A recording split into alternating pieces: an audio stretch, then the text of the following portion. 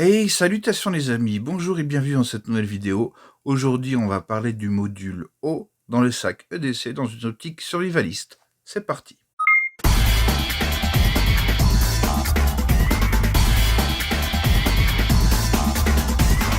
Alors le module eau, c'est un module assez complexe et qui va vraiment dépendre de votre situation.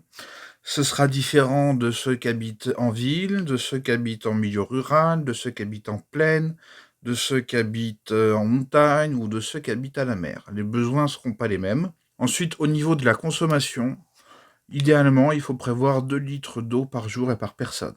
Donc, il est bien évident que le sac à dos du père de famille, s'il y a 3 enfants, il ne peut pas se permettre de porter toute l'eau, sinon au bout d'un moment, il va commencer à faire la gueule, le bonhomme.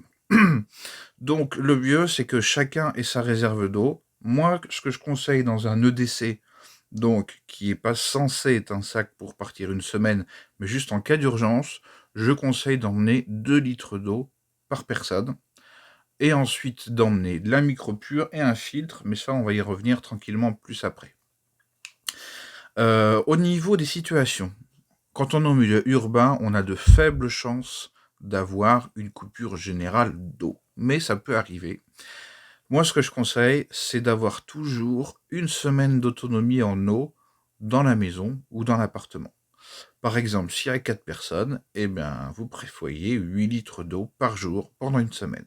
Ça fait un peu beaucoup, mais c'est le nécessaire, vital et vraiment le minimum. Donc dans notre décès, on a dit qu'on allait s'arrêter à 2 litres d'eau par jour et par personne. Et donc, on met juste une petite bouteille de 2 litres.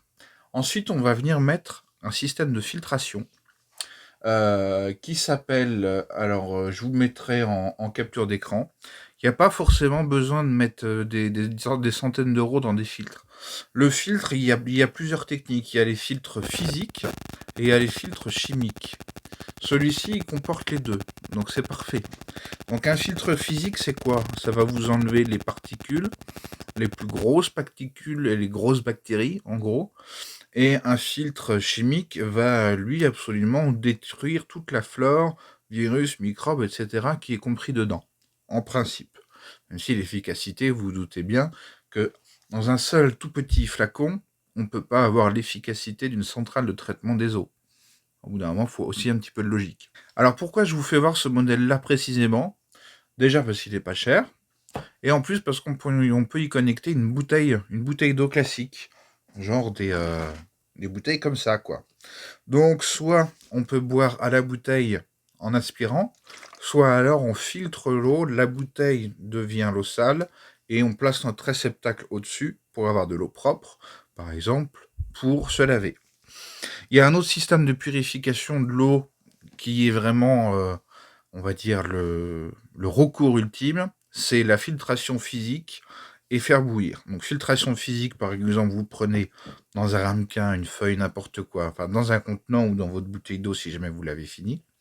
Vous prenez de l'eau qui est dégueulasse, hein, d'un ruisseau trouble. Vous la filtrez physiquement avec une chaussette. Je ne recommande pas parce que les chaussettes, au bout d'une journée de randonnée, l'eau, hein, tu m'as compris, elle va être un peu spéciale.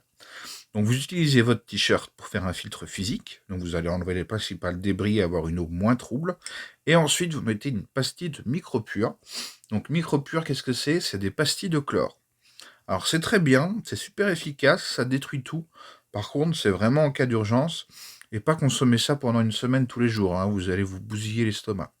Donc voilà, le dernier recours, c'est la pastille micropure. D'accord? Bon, et bien voilà les amis, je crois qu'on a fait le tour.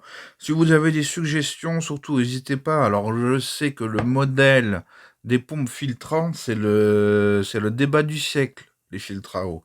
C'est comme le débat essence ou diesel, qu'est-ce qui est le mieux? Personne n'est d'accord, tout le monde a son fournisseur, etc. Du moment que le produit correspond à vos besoins et que vous pouvez vous le payer, j'ai envie de dire, c'est parfait.